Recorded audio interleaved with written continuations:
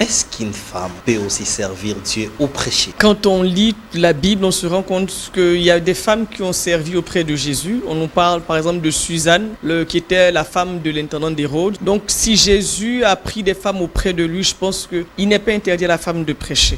Même si l'apôtre Paul dit qu'il interdit aux femmes de prêcher, je crois que c'est un passage qui a été sorti de son contexte. On l'a pris pour faire un prétexte pour empêcher beaucoup de parler. Mais je crois que Dieu appelle autant les hommes que les femmes et qu'aucun homme n'a reçu le mandat de dire à une femme de ne pas prêcher. On peut dire que toutes ces communautés qui pensent que la femme doit être muselée, c'est juste un mauvais concept. Je crois que c'est une mauvaise compréhension de la parole de Dieu d'une part et peut-être aussi une décision qui fait suite à une mauvaise expérience. Okay. Donc on a laissé des femmes qui ont eu à prêcher, qui ont peut-être raconté n'importe quoi. Okay. Et pour ne pas que ça se reproduise, on dit ok, que toutes les femmes se taisent. Mais je ne pense pas qu'on doive tronquer la parole de Dieu à cause de sa mauvaise expérience. On doit se laisser conduire par le Saint-Esprit.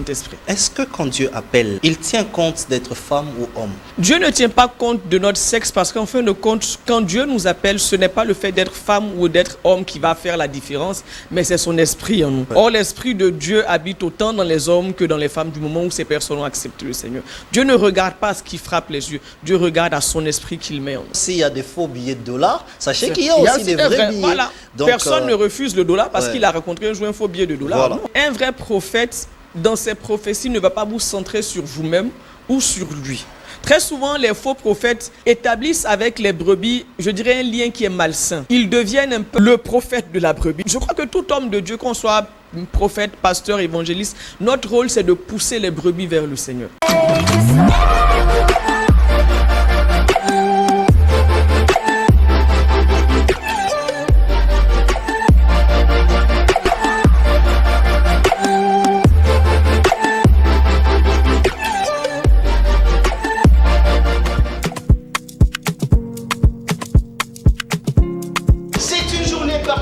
À la chambre froide de l'IKP, nous avons organisé la visite guidée avec les restaurants de la ville province de Kinshasa. Ils ont répondu présent à notre invitation. C'est votre émission 3 minutes, 3 minutes avec la chambre froide de l'IKP. Bienvenue dans cette émission. Alors, nous allons assister à cette grande activité, bien évidemment, ici à la chambre. Très bien, madame, monsieur, bienvenue. Vous êtes en direct des PS Télévision. Vous nous suivez à partir de Kinshasa. Vous êtes partout dans le monde. Ce qui nous suivent sur réseaux sociaux, nous sommes sur TikTok. Didier Samuel Kanyinda sur YouTube, c'est Didier Kanyinda. Je tenais vraiment à vous remercier pour les 11 000 abonnés. Nous sommes vraiment en train d'être suivis pas à pas. Aujourd'hui, nous avons 11 000 abonnés, mais nous restons là. Vous savez qu'aujourd'hui c'est lundi, nous ne sommes pas en politique, encore moins dans la gestion ou les enquêtes comme nous le faisons, mais lundi spécialement, nous parlons de l'Église, de la parole de Dieu, de tout ce qui tourne autour. Et nous avons l'honneur de tous les lundis recevoir un homme épris des connaissances, on l'appelle professeur comme ça, les pasteurs Michel Kabunda, mais aujourd'hui, ce n'est pas un pasteur qui est là, c'est une prophétesse, en plus une femme. Quid sur le ministère prophétique? Est-ce qu'il y a une prophétie pour nous? Est-ce qu'il y a une prophétie pour la nation, les Congo? Qu'est-ce qui se passera? J'ai suivi sur les réseaux sociaux où on montre les prophéties sur même les virus Mpox. Qui est-ce qu'on peut appeler prophète? Toutes ces questions-là, en tout cas, nous allons la poser et elle va nous répondre sur toutes ces questions-là. Elle est donc pasteur aussi, donc prophète et pasteur. Elle prêche bien parce que moi j'ai eu le temps de l'écouter. Elle était là dans cette célébration de 3 ans des paroles de Salinga Liema et nous allons nous attarder sur toutes ces questions. Mais comme je le disais, que nous sommes en direct à partir de Kinshasa, donc si vous posez aussi des questions, nous allons voir dans la mesure où nous allons faire parvenir ces questions. Alors, comme je disais que j'ai le réel plaisir de recevoir la prophétesse Eshembo Inès Désiré. Bonsoir, prophète. Bonsoir. Alors, prophétesse, nous avons le réel plaisir de vous recevoir. Merci pour l'invitation. Ouais, plusieurs questions ont taraudé notre esprit et même les téléspectateurs, ils disent, est-ce qu'une femme peut aussi servir Dieu ou prêcher? Quand on lit la Bible, on se rend compte qu'il y a des femmes qui ont servi auprès de Jésus. On nous parle par exemple de Suzanne, qui était la femme de l'intendant d'Hérode.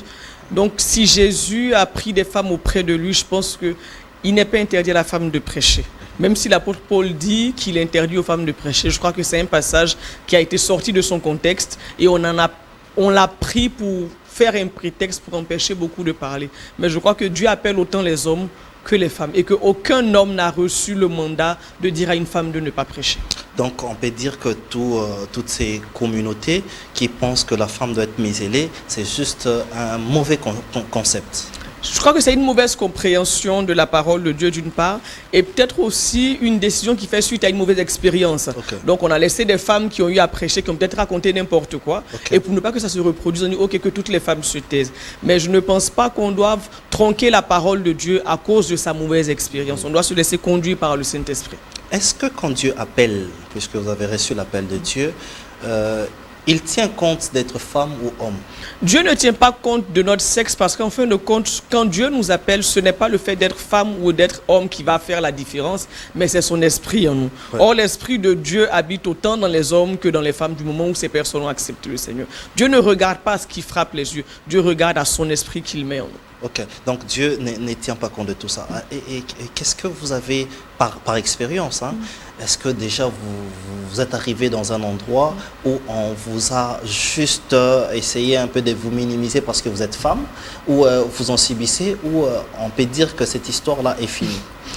Dans ma propre église, lorsque j'ai pris la responsabilité de l'église, quand je suis devenu pasteur principal, j'ai vu certains frères dont l'attitude avait changé à mon égard. Ah, vous avez vu ça? Oui, je l'ai vu, je l'ai vécu. Oui. Certains qui avaient changé d'attitude à mon égard, j'ai vu que le respect n'était plus forcément ce qu'il était, que la considération, tant que j'étais la femme du pasteur, oui, ça allait. Mais quand je suis devenu pasteur principal, il y en a qui ont carrément quitté l'église parce que c'était une femme qui était responsable. Tout simplement. Donc, tout simplement. Et les autres ont quitté l'église? Oui, il y en a qui sont partis, mais Dieu merci, la majorité est restée. Ok.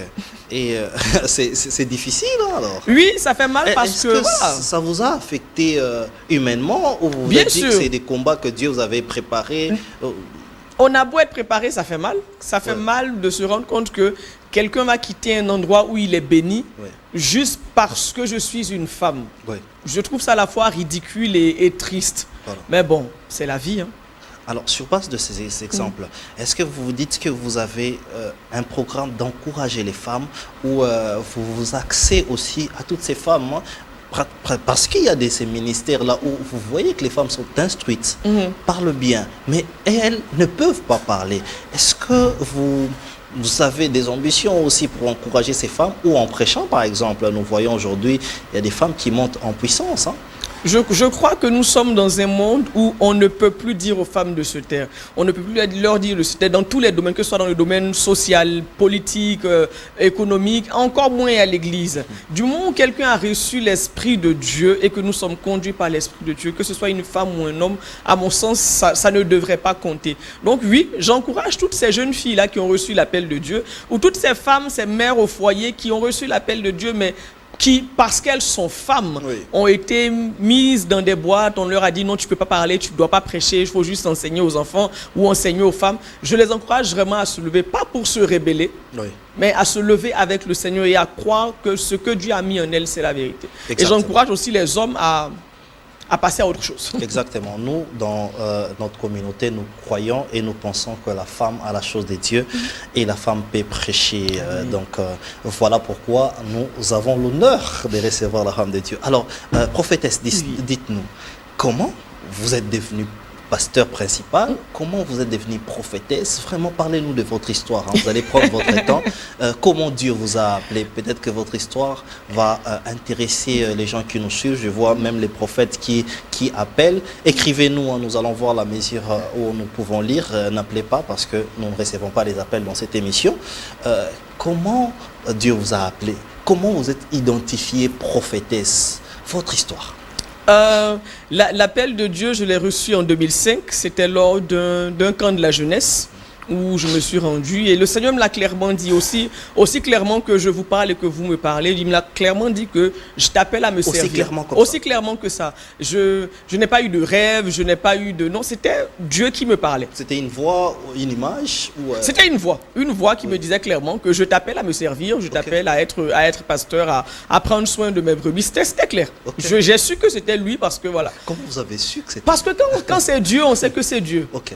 Je veux dire, la voix de Dieu, quand on est habitué à l'entendre, quand on a une communion avec lui, on sait reconnaître sa voix. Donc je savais que c'était lui. Je n'avais pas besoin qu'on me le redise une deuxième fois. Je savais que c'était lui. Okay. Donc de 2005, ce n'est qu'en 2015 que je suis devenue pasteur assistante de mon mari, parce que c'était lui le pasteur principal.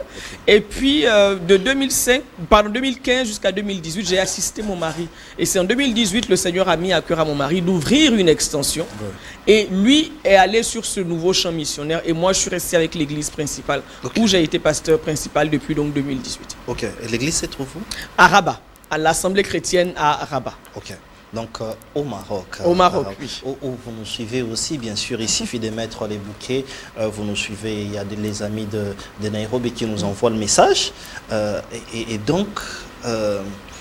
c'était cette voix-là qui vous a parlé et vous a identifié comme prophétesse?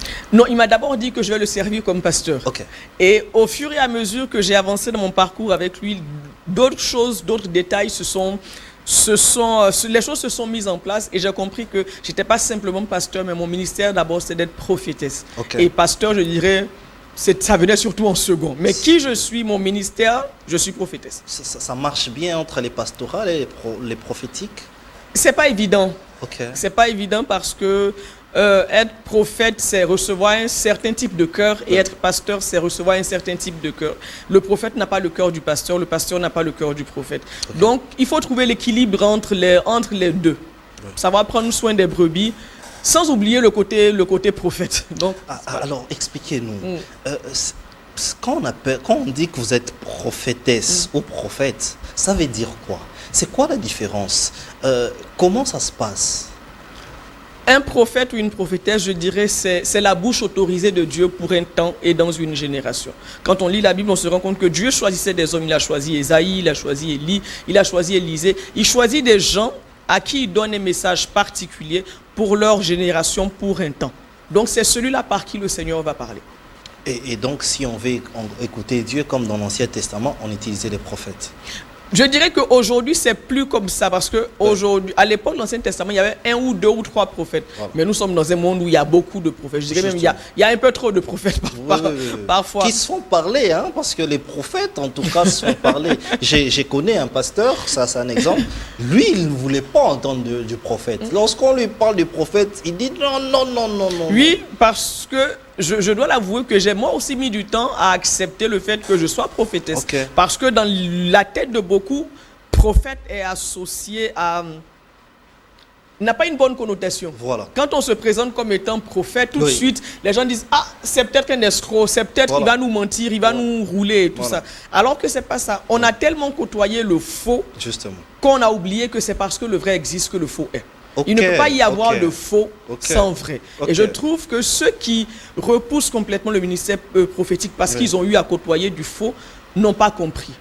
Si vous avez côtoyé du faux, j'en suis navré, mais c'est la preuve que le vrai existe. Exactement. Donc, alors cherchez le vrai. Terme, s'il y a des faux billets de dollars, sachez qu'il y a aussi des vrais billets. Voilà. Donc, personne ne refuse le dollar parce qu'il a rencontré un jour un faux billet de dollar. Non. D'ailleurs, les faux est la preuve vraiment qu'il y a les vrais. Qu'il y a un vrai, voilà. Alors, comment reconnaître les vrais prophètes du faux? Les vrais prophètes, je dirais, déjà, ils ont une intimité avec le Seigneur. Et un vrai prophète, dans ses prophéties, ne va pas vous centrer sur vous-même ou sur lui. Très souvent, les faux prophètes établissent avec les brebis, je dirais, un lien qui est malsain. Ils deviennent un peu le prophète de la brebis. Donc, là, je crois que tout homme de Dieu, qu'on soit prophète, pasteur, évangéliste, notre rôle, c'est de pousser les brebis vers le Seigneur. Tout ministre de Dieu qui se fait un porte-parole direct entre vous et Dieu, je crois qu'il y a un problème.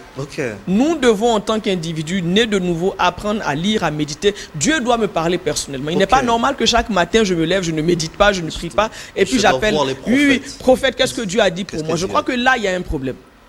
Là, il y a un problème. Donc, quelqu'un qui ne me pousse pas vers le Seigneur, c'est quelqu'un de qui je dois me méfier. Voilà. Peu importe le titre, le grade qu'il a, je dois commencer à prendre mes distances. Et puis quelqu'un qui annonce des choses qui n'arrivent jamais aussi, je crois que quelque part, on doit se poser des questions. Et quelqu'un qui, dans son ministère, je me rends compte que le Seigneur Jésus n'est pas glorifié. Okay. Ça dit quand il va prophétiser, en fin de compte, toute l'attention est sur lui. Okay. Non. La prophétie a été donnée pour que les gens puissent tourner les yeux vers le Seigneur. La prophétie, c'est comme les miracles. Okay. On doit regarder au Seigneur. Okay. Pas à celui par qui Dieu est passé pour donner la prophétie, oui. mais on doit regarder à Dieu qui a donné la prophétie. Ok. Alors, ça c'est d'un prophète et d'une prophétesse, du faux, du vrai. Mais comment reconnaître la bonne et la mauvaise prophétie? Je crois que ça dépend aussi de notre cœur. Hein. Ok. J'aime bien dans la Bible, le Seigneur parle à Zacharie, si je ne m'abuse, oui. Et il lui dit que il présente les anciens d'Israël qui viennent le consulter. Et il dit carrément à son prophète que quand ils viendront me consulter, je vais répondre en fonction des idoles qu'ils ont dans le cœur. Okay. Le prophète peut être vrai et la prophétie fausse. Ah pourquoi? Bon? Oui, mais pourquoi? Parce qu'on a des prophète vrai peut sortir une fausse prophétie. Parce qu'on a des idoles dans le cœur. Ok. Parce qu'on a des idoles. Donc, moi, je vais voir l'homme de Dieu. Ouais. Homme de Dieu, voilà, j'ai telle situation, priez pour moi et tout ça. Et puis, l'homme de Dieu prie pour moi. Oui. Mais si dans mon cœur, j'ai déjà une décision que j'ai prise, Dieu peut dire à l'homme de Dieu, dis-lui telle chose. Bien que cela soit faux, n'empêche que c'est vrai parce que c'est Dieu qui me demande de le dire. Mais n'empêche que c'est faux. Oui. Donc, c'est aussi notre cœur qui peut faire que le message va changer. Ok. Que le message va changer. Okay. On doit avoir un cœur qui aime et qui attire la vérité. Justement. Donc, les sources sont importantes. Il y a des gens qui nous suivent. Hein. Vraiment, je dois poser ces questions parce que ça taraude. Sur les ministères prophétiques, il y a plusieurs questions prophètes. Il y en a plein. Qu'est-ce que vous direz aux gens ou les vrais prophètes qui sont dans la ville, qui sont connus, les randonnées des prophéties, jusqu'aujourd'hui, ils attendent toujours. Et ça ne s'accomplit encore pas, pour ne pas dire pas, mais encore pas. Moi, je suis parmi les prophètes m'ont dit des choses où j'attends toujours. Moi, je crois et j'attends toujours. Pour ces personnes-là qui attendent, on les a donné des prophéties, ils attendent, ça n'a pas encore arrivé. Ils n'ont pas aussi donné les temps, genre ça va t'arriver telle année. Okay. Qu'est-ce que vous direz sur tout ça? Je crois qu'il y a plusieurs cas de figure. Je prends le cas de figure où la prophétie est vraie. Okay. Donc le message qui a été délivré est vrai, c'est un message qui vient vraiment du Seigneur. Et on doit savoir qu'il y a un temps. Lorsque Dieu donne une parole, il y a un temps entre le moment où il donne la parole et le moment où cette parole s'accomplit. C'est ce qu'il dit dans Habakkuk. Il dit, voici la prophétie, elle marche vers son accomplissement, mais elle ne s'est pas encore accomplie. Donc quand je reçois une parole du Seigneur et que l'Esprit de Dieu en moi confirme que c'est une parole qui vient de Dieu, je dois comprendre que ça ne se fera pas forcément automatiquement. Il y a un certain temps entre le moment où j'ai reçu et le moment où la chose va s'accomplir. Et c'est Dieu qui est responsable de ce temps-là. Ce n'est pas moi qui dois dire que non, ça va durer 6 jours. 6 mois, 1 année, non. C'est le Seigneur qui va décider quand est-ce que la chose doit s'accomplir. Mais pendant que j'attends, je dois attendre dans la foi et je dois me préparer au moment où cette prophétie va s'accomplir. Ça, c'est quand c'est vrai. Maintenant, prenons le cas d'une prophétie, je dirais voilà, ça fait 5 ans, ça fait 10 ans, ça fait 15 ans. Je veux dire, quand on vous donne une prophétie, la première des choses, écoutez l'Esprit Saint en vous. Qu'est-ce que le Saint-Esprit vous dit? Est-ce que vous êtes en paix avec cette parole qui a été donnée? Si déjà je ne suis pas en paix avec cette parole, ça veut dire que quelque part la parole a un problème. Et je ne vais pas attendre une parole qui n'est pas vraie. C'est sûr que ça ne va pas s'arriver, ça ne va pas se réaliser parce que ce n'est pas vrai. Donc avant de commencer à attendre, assurez-vous que vous avez reçu l'aval du Saint-Esprit. Que l'Esprit Saint vous dise, oui, cette parole vient de moi, tu peux commencer à attendre. Mais là où l'Esprit Saint lui-même est dérangé, je crois qu'il vaut mieux ne pas attendre. Et je pense que beaucoup sont en train d'attendre des choses que Dieu n'a pas prévu accomplir, parce que ça ne venait pas de lui. Ça ne venait pas, par exemple, où Dieu dit au prophète ou à la prophétesse, je vois une bénédiction financière sur vous, vous aurez beaucoup d'argent. Ça c'était mon exemple. Hein. Mais jusque-là, j'attends toujours. Oui, j'attends toujours. Alors, il y a d'autres personnes, surtout les femmes. Il y a des prophètes qui les ont dit Namoni Mboula Okobala en lingala, en français. Je vois que cette année, tu auras les mariages. Mais ils attendent depuis 2000, depuis 2001. Le truc, c'est que bon. Est-ce que c'est aussi eux? Est-ce que c'est aussi des comportements? Par exemple, mon exemple, est-ce que je dois aussi il y a des chercher l'argent ou bien sûr. Quand on vous dit que je vois que cette année, tu vas être millionnaire et tout, vous n'allez pas rester à la maison couché et puis vous dire non, on a prophétisé sur moi, donc je serai couché dans mon lit, le ciel va s'ouvrir et puis les dollars vont commencer à tomber. Mais ça, les prophètes n'ont pas dit. Non, il n'a pas besoin de vous dire. Ok. Parce que vous êtes un chrétien, donc vous savez que voilà, je dois méditer, je dois faire un certain travail. La jeune fille à qui on a dit non, je vois que cette année, c'est l'année où tu vas te marier et tout, il y a un comportement qu'il faut adopter. Si moi on me dit que cette année je vais me marier, je veux dire la moindre des choses, c'est d'avoir un comportement qui donne envie de se marier. Ok. Mais si je suis méchante, si je suis blessante, Voilà. si je méprise les frères, Voilà. c'est sûr que je ne vais pas me marier. Je veux Ok. dire, là, Dieu est puissant pour accomplir sa parole. Mais parfois, Dieu n'accomplit pas sa parole. Pas parce qu'il n'est pas puissant, parce qu'on n'a pas le comportement qu'il faut. Oui. Quand on donne une prophétie, vous devez faire tout pour ressembler à l'accomplissement de cette prophétie-là. Oui, oui. Mais si on dit, ok, tu vas avoir du travail, Oui. mais tu ne rédiges ni CV, tu ne vas pas frapper aux portes. Oui. Je reste là dans mon coin, j'ai dit non, on m'a dit que je vais avoir du travail, donc j'attends à la maison que le travail vienne me trouver. Non. Non. Donc l'attitude Il y a à avoir. du chrétien dans la personne compte beaucoup sur Exactement. l'accomplissement de la prophétie. Est-ce qu'un prophète, avant de parler du prophète et de l'Église, est-ce que un prophète peut aussi recevoir venant de Dieu les numéros de quelqu'un, les noms de quelqu'un, parce qu'aujourd'hui à Kinshasa, c'est ce qui fait tabac. Les gens vont dans des réunions, des grandes réunions, où on leur donne que l'essentiel, les numéros et leurs noms. Les noms, par exemple, de leur famille, de leur père. Est-ce qu'un prophète peut se limiter ou avoir ça aussi de Dieu? Je dis que oui, parce que rien n'est impossible à Dieu. Ok. Dieu peut absolument tout faire. Il peut me donner votre numéro de téléphone, Ok. votre numéro de compte bancaire, le nom de vos grands-parents. Dieu peut absolument tout faire. Oui. Moi, je poserais plutôt cette question, est-ce que c'est utile? Ok. Disons que nous sommes à une réunion Justement. et puis voilà, Dieu me donne votre numéro de téléphone, Oui. votre numéro de carte bancaire, le numéro de votre épouse, Voilà. tout ça et tout ça. Ok, maintenant moi je vous dis, ah frère, le Seigneur me dit que votre numéro c'est le 0, mon cher, mon cher, mon cher. Oui. Votre numéro de compte bancaire c'est le 0, mon cher, mon cher. Ok, et puis je m'arrête là. À la fin, est-ce que votre vie a changé? Absolument pas. À quoi est-ce que cela vous avance que je vous donne des informations que vous connaissez déjà? Parce que votre numéro, vous le connaissez. Exactement. Votre numéro de compte bancaire, vous le connaissez. Donc, Les pourquoi noms je- de votre maman, vous vous les le connaissez? Voilà. Donc je veux dire, normalement, un chrétien ne doit pas s'émerveiller là où un soi-disant prophète vient lui donner des informations aussi triviales et banales. Ok. C'est pas le fait d'avoir... Je veux dire, la précision dans une prophétie ne dit pas que cela est vrai. Ok. Parce qu'on peut être précis. Aujourd'hui, il y a tellement de moyens d'avoir des informations sur quelqu'un. Donc, c'est pas parce que la personne a été précise que cela veut dire que ça vient de Dieu. Non, Oui. absolument pas. Est-ce que ce que cette personne m'a dit de la part de Dieu est utile à ma vie? Ok. Est-ce que cela fait avancer ma vie?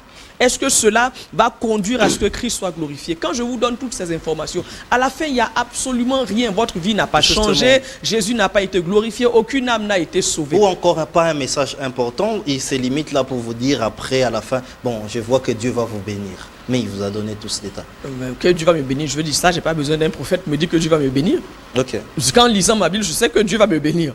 Donc, que quelqu'un me dise non, Dieu va te bénir, pour moi, ça ne fait pas de vous un prophète. Alors, ça fait vraiment tabac. Prophétesse, dites-nous, c'est quoi aujourd'hui les rôles de la prophétie ou du prophète dans l'Église? Est-ce qu'on peut encore dire, parce que vous jouez déjà deux rôles, pasteur et prophétesse, est-ce qu'aujourd'hui l'Église a encore besoin d'être conduit par la prophétie ou la prophétesse ou le prophète, ou encore qu'aujourd'hui l'Église peut être bien structurée en mettant en exergue ou à côté les ministères prophétiques? Je crois qu'aucun ministère ne doit être mis de côté. Lorsque Ok. nous lisons Éphésiens, la Bible dit que le Seigneur est monté au ciel et il a fait des captifs et il a fait don à l'Église. Il a donné les 5 ministères, apôtres, prophètes, pasteurs, docteurs et évangélistes. Et par la suite, la Bible dit qu'il les a donnés pour le perfectionnement des saints. Donc les 5 ministères ont pour rôle d'amener les brebis à être parfaitement assises dans la parole et dans la volonté de Dieu. Ok. Et cela jusqu'au retour du Seigneur. Ok. Donc aussi longtemps que Christ n'est pas revenu, aussi longtemps que nous n'avons pas atteint du moins la statue parfaite de Christ, aucun des 5 ministères ne doit être mis de côté. Ok. Ni dans l'église locale, ni dans l'église universelle. On a besoin dans une assemblée d'avoir des pasteurs, Oui. d'avoir des évangélistes, des apôtres, des docteurs et des prophètes. Parce que tous les 5 n'ont pas le même rôle à jouer. Et tous les 5 ont un rôle important à jouer dans la vie d'une brebis. Ok. Donc on ne peut pas mettre quelqu'un de côté. Est-ce que vous êtes d'accord ou c'est les avis des uns des autres que les prophètes, les ministères prophétiques, c'est les ministères qui aiment trop se faire voir? C'est-à-dire quand il y a un prophète, vraiment sa manière de faire, hein, il est trop visible que les autres.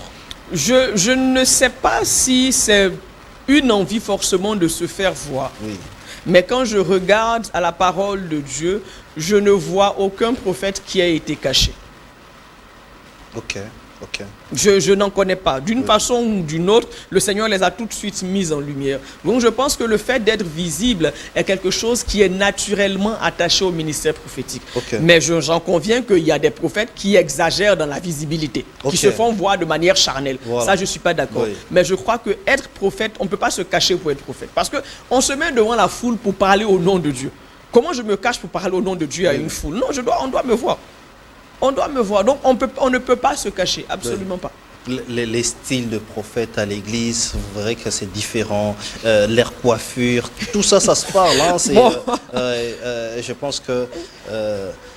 alors, aujourd'hui, vous êtes venu à l'occasion de 3 ans de Parole de Salut Ngaliema, ou une église structurée qui croit vraiment en termes de nombre. Votre rencontre avec le pasteur Michel a été comment? Et votre appréciation personnelle avant d'entrer à l'intérieur? Le pasteur Michel, on s'est rencontré au Maroc quand Ok. il est venu rendre visite à sa fille. Oui. Donc, il a une de ses filles, Gloria, qui Justement, habite au Maroc. l'assistante de Gloria que nous saluons. Qui habite au Maroc, donc il était venu lui rendre visite et puis elle est passée avec son papa, nous l'a présenté et puis tout de suite, ben, je dis il y a eu un truc, je sais pas comment le dire, mais il y a eu un truc et puis on a gardé contact et puis ben, il nous a invités pour animer le séminaire Oui. qui clôturait les 3 années, de la parole du Salut Ngaliema. Ok. Et votre intégration à l'église, est-ce que vous êtes senti dans le corps de Christ ou regardez d'un œil? Ça, premièrement, parce que les prophètes subissent généralement ça. Je connais vraiment ces mondes ecclésiastiques, je sais de quoi je parle. Votre appréciation et de l'église, et même du message de l'église. Je me suis senti à la maison pour la simple et bonne raison que le pasteur Michel m'a dit que c'est la maison. Oui. Je crois que quand on va dans une assemblée, avant le peuple, c'est le responsable qui doit nous dire si on est à la maison ou si on n'est pas à la maison. Justement. Donc moi, on m'a dit quand j'étais à la maison, je me suis comporté comme si j'étais à la maison. Et le peuple aussi m'a accueilli comme si j'étais à la maison. Oui, Donc, ce qui a fait que je ne me suis pas retenu dans ce que le Seigneur voulait que je libère comme message. Oui. Je ne me suis pas retenu dans les paroles que j'avais à donner. Oui. Parce que j'ai été accueilli dans tout ce que je suis Ok. et donc j'ai pu donner tout ce que j'avais à donner. Ok. Donc, il n'y avait pas des à côté, il ne faut pas prophétiser. Non, je n'ai absolument pas eu de message. Au contraire, c'était dit tout. Donc, Voilà. voilà. J'ai pas été restreinte. Voilà. Non. Alors, quand est-ce qu'un prophète se présente comme prédicateur ou donneur de prophètes, ou venir donner les prophéties à l'église? Je pense que quand on est appelé au ministère, que ce soit prophétique ou pastoral, on est toujours prophète. Contrairement à recevoir le don de prophétie. Celui qui a le don de prophétie n'est pas prophète. Ok. Il a le don prophétique. Ok. Donc celui qui a le don prophétique, tout ce qu'il dit n'est pas une prophétie. Ok. Il prophétise seulement quand il est sous inspiration de Dieu. Celui qui a le ministère prophétique, ce n'est pas que tout ce qu'il dit est prophétie, mais il est constamment prophète. D'accord. C'est comme être président de la République. Oui. Je ne suis pas président seulement quand je signe des décrets. Je suis président même quand je suis couché, que je dors, je suis président. Ok. Ben, le prophète, il est prophète même quand il dort. Il est prophète même quand il mange. C'est-à-dire, ce n'est pas le message qui fait qu'il est prophète. Non. C'est pas la C'est prophétie qui fait qu'il est prophète. Non, c'est l'appel de Dieu qui fait qu'il est prophète. Or, Ok. c'est un appel qui est attaché à sa personne, attaché à sa vie. Donc, aussi longtemps qu'il est en vie, il est prophète. Il est prophète. Vous pouvez être prophète sans prophétiser. Sans donner de prophétie. Bon, maintenant, moi, j'ai envie de demander, qu'est-ce que vous entendez par prophétie? Parce que souvent, on se dit que Voilà. prophétiser, c'est seulement dire, ainsi parle le Seigneur, se met devant une foule, ainsi parle, ou bien mon frère, Dieu me dit que non, non, non. Prophétiser, c'est proclamer la parole de Dieu. Exactement. Donc, même quand le pasteur est en train de prêcher, Oui. c'est une forme de prophétie. Parce qu'il est en train de vous dire ce que Dieu pense de vous en ce moment-là. Il est en train de vous dire ce que le Seigneur attend de vous en ce moment. Prophétiser, c'est simplement parler de la part de Dieu. Donc, la définition, en fait, de la prophétie, c'est parler de la De la part de Dieu.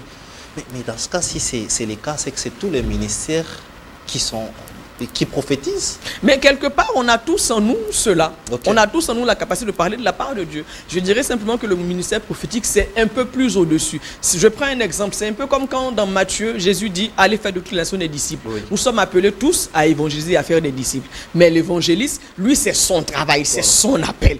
Il existe pour ça. Oui. Moi, je peux peut-être dire, c'est peut-être occasionnel comme ça, mais l'évangéliste, lui, c'est son travail. Il est là tout le jour, parler de l'amour de Christ. Voilà, il pense Oui. évangélisation, Oui. il pense stratégie pour Oui, gagner oui. des âmes. Mais le prophète, c'est pareil.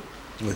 C'est son travail d'être prophète. Ok. Alors, nous avons noté que vous nous aviez dit qu'il y a une nette différence entre les dons de prophétie et les ministères prophétiques. C'est lesquels? Le ministère, c'est un appel que Dieu me donne. Oui. D'accord. Donc, dès l'instant où je reçois cet appel, je suis devenu prophète. Par contre, le don, comme son nom l'indique, ce n'est pas un appel, c'est un don. Je peux perdre le don, mais je ne peux pas perdre l'appel. Ok. Ok. Donc, les dons peuvent se perdre. Le don peut se perdre. Le don, si je n'exerce pas, si je n'ai pas une communion avec le Seigneur, bon, et tout ça, le don va s'éteindre. Ok. Dieu ne va pas forcément le reprendre, mais il va s'éteindre. Ok. Par contre, l'appel, je ne vais pas le perdre. Dieu m'a appelé. Que j'entre dans l'appel ou pas, je suis toujours appelé. Toujours. Alors, prophétesse, c'était essentiel de vous recevoir. Il y a une parole qui, du reste, a fait rage sur Internet, parce qu'il y a un homme de Dieu qui a parlé sur une chaire tout en disant que la place de la femme, c'est à la cuisine. C'était scandaleux pour nous, parce que nous autres, nos mamans, ont travaillé pour que nous puissions aller à l'école et autres. Il y a des femmes qui vous suivent, qui sont là, qui ont peut-être l'appel, qui ont peur de dire parce qu'ils sont dans telle dénomination et autres. Est-ce que vous avez un message particulier pour elles? Je dirais simplement de ne pas permettre à quelqu'un d'éteindre le feu que Dieu a allumé dans votre vie. Peu importe qui est cette personne. C'est tout. Peu importe qui est cette personne. Si c'est le Seigneur qui m'a appelé, je ne peux pas me taire. Ok.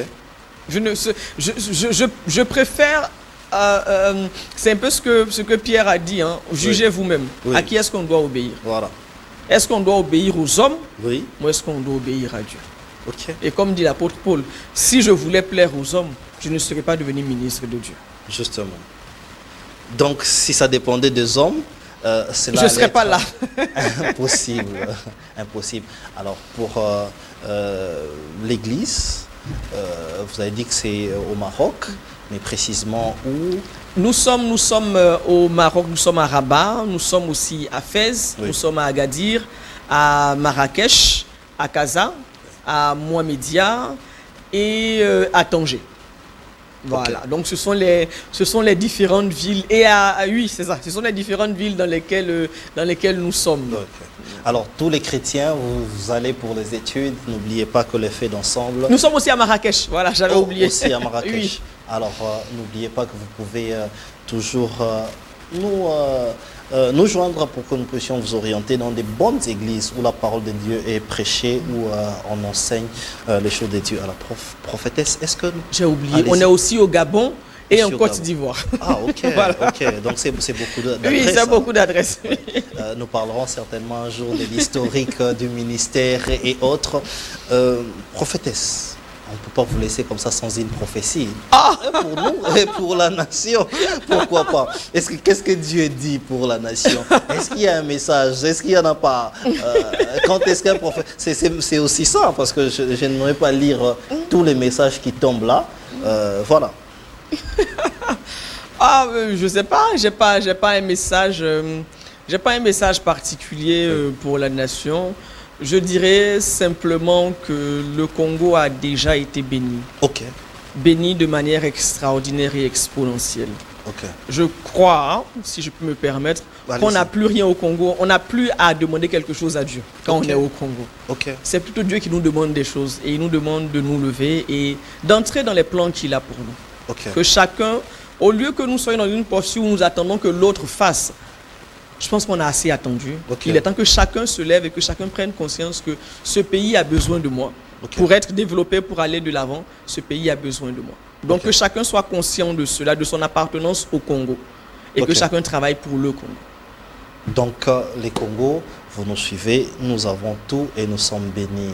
C'est la servante de Dieu qui les dit, elle ne vit pas ici, elle vit à l'étranger. C'est une bénédiction qui nous lit ça. Donc, travaillons pour ces Congos. Un mot de la fin? Merci déjà de m'avoir invité. Et puis, j'aimerais dire à certaines personnes qui ont été frustrées par des prophètes, qui ont été escroquées par des prophètes, certains ont même quitté l'église et ne veulent plus entendre parler des histoires de Dieu parce qu'ils ont eu à rencontrer quelqu'un qui les a roulés. Je dirais simplement que ce n'est pas une raison pour abandonner le Seigneur. Je vais vous encourager non pas à suivre les prophètes et les prophéties, mais à suivre le Seigneur. À vous laisser conduire non pas par des prophéties, mais par le Saint-Esprit. Jésus a dit aux disciples qu'il est avantageux pour vous que je m'en aille, pour que le consolateur vienne. Il dit quand il va venir, il vous conduira dans toute la vérité. Il n'a pas dit que la prophétie va vous conduire. Nous devons nous laisser conduire par l'Esprit de Dieu. Donc à tous ceux-là qui ont quitté les églises ou qui sont fâchés contre Dieu à cause d'une prophétie qui a mal tourné ou qui ne s'est pas accomplie, revenez à l'église, revenez vers le Seigneur. Alors, revenez à l'église, revenez vers le Seigneur. Nous vous donc sur cette note, nous avions reçu, je rappelle, la femme de Dieu, elle est prophétesse Eshembo Inès Désirée. Donc elle était ici au Congo ou à Kinshasa précisément, où nous tournons cette émission. Je pense qu'elle rentre déjà ou autre. Donc pour toutes vos questions, nous ferons comment est-ce que nous allons la faire parvenir. Dans notre temps, restez branchés sur nos antennes, car ici, c'est la vraie version, mais aussi des bonnes informations. Bonsoir chez vous.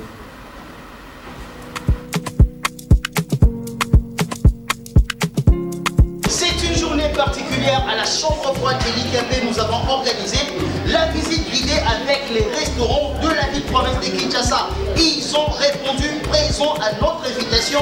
C'est votre émission 3 minutes 3, plus de 3 minutes avec la chambre froide de l'IKP. Bienvenue dans cette émission. Alors, nous allons assister à cette grande activité, bien évidemment. Ici à la chambre froide, nous sommes à la 2e rue, Limité industrielle. On est à la 2e rue, Limité industrielle. Chambre froide de l'IKP, Yamon Namboka. Alors, nous allons d'abord assister à cette activité et moi je vous récupère.